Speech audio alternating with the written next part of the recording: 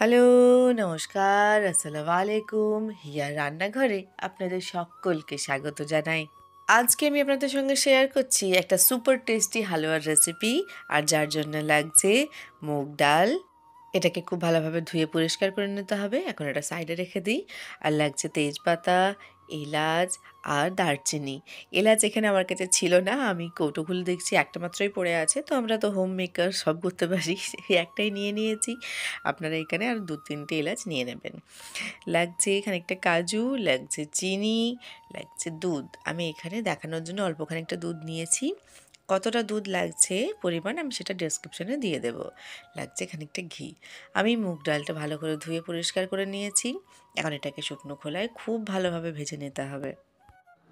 আর তার জন্যেই মুগ ডাল আমি দিয়ে নিয়েছি শুকনো খোলায় এবং সেটাকে অনবরত নাড়তে থাকবো যতক্ষণ না ভাজা কলায় দাঁতে চাপলে যেমন শব্দ হয় ঠিক তেমন শব্দ হচ্ছে আর ডাল থেকে সুন্দর গন্ধ বেরোচ্ছে ততক্ষণ পর্যন্ত এটা ভাজবো।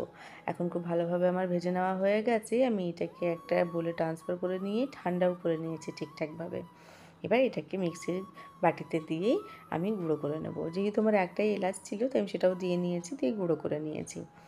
এখন কড়াইতে দিয়ে নিচ্ছি ঘি, তারপরে এর মধ্যে দিয়ে নিচ্ছি দারচিনি এবং তেজপাতা। যখন এর থেকে সুন্দর গন্ধ বেরোবে তখন আমি এর মধ্যে দিয়ে নেব খানিকটা বেসন। এই বেসনটা কিন্তু একটা ম্যাজিকের মতো কাজ করে, কাজে বেসনটা একদম স্কিপ করবেন না, এটা অবশ্যই দেবেন। এটা ঘির মধ্যে দিয়ে খানিকক্ষণ নেড়ে নেব। তারপর এর মধ্যে আমি দিয়ে নিয়েছি কাজু। আপনারা চাইলে কিন্তু কাজুটাকে আলাদা করে ভেজে তুলে রাখতে পারেন, এই সময় না দিলেও হবে। এবারে আমি দিয়ে নিয়েছি ভাজা মুগের ডাল, যেটা গুঁড়ো করে রেখেছিলাম সেটা দিয়ে নিয়ে খুব ভালোভাবে এখন নেড়ে নেব। বেশ খানিকক্ষণ নেড়ে নেওয়ার পরে এর মধ্যে দিয়ে নেব দুধ আর দিয়ে নেব পরিমাণ মতো চিনি। আপনারা নিজেদের স্বাদ অনুযায়ী এর মধ্যে চিনি মিশিয়ে দেবেন।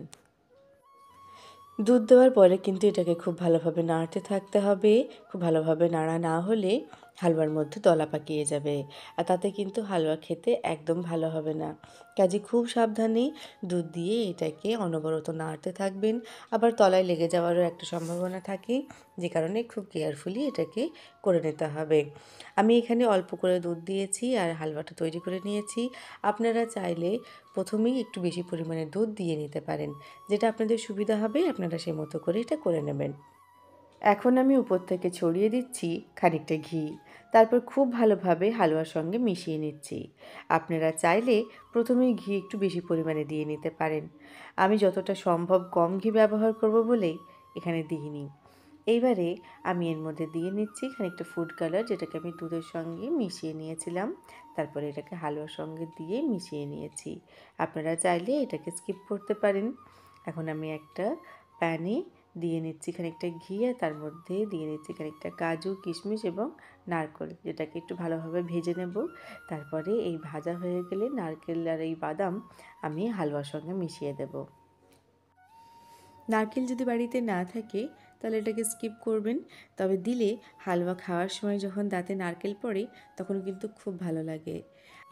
এই হালুয়াটা এতটাই সাধারণ উপকরণ দিয়ে তৈরি করা যায়, যার ফলে যে কোনো সময় এটা তৈরি করে নিতে পারেন, ঠিক আমার মতো। আসলে এই ভিডিওটা করার কোনো কথাই ছিল না। আমি কোনো প্রিপারেশন ছাড়াই মিষ্টি খাওয়ার ইচ্ছে হওয়া থেকেই এই ভিডিওটা বানিয়েছিলাম, আর তার জন্যেই এলাচের কমতি। তো যাই হোক, হালুয়া এখন রেডি হয়ে গেছে। এটাকে আমি ঠান্ডা করে নেব আর তারপর পরিবেশন করব। এই রেসিপিটা অবশ্যই আপনারা বাড়িতে একবার ট্রাই করুন। আর আপনাদের কেমন লাগলো প্লিজ আমাকে কমেন্টের মাধ্যমে জানান। আপনাদের কমেন্ট আমার কাছে ভীষণ গুরুত্বপূর্ণ। আর যদি ভালো লেগে থাকে একটা লাইক করে দিন। ফ্রেন্ডস, ফ্যামিলি সকলের সঙ্গে শেয়ার করুন। আর আমার চ্যানেলটিকে সাবস্ক্রাইব করে প্লিজ আমার পাশে থাকুন। থ্যাংক ইউ সো মাচ এতক্ষণ আমার সঙ্গ দেওয়ার জন্য, আমার ভিডিওটি শেষ পর্যন্ত দেখার জন্য। Thank you.